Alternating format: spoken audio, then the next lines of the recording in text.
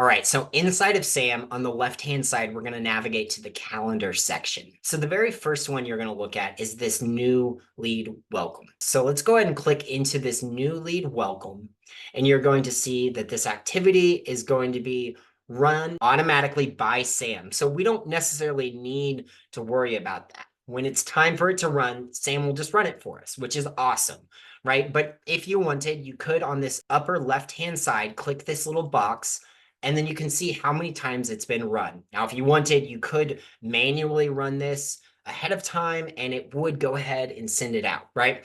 But for now, we don't necessarily need to. Now, the other thing you could do, if you don't actually need to run this, after all, you could skip it, right? But currently, this has 0 runs. That means Sam hasn't gotten to it yet because it's not time for it to go.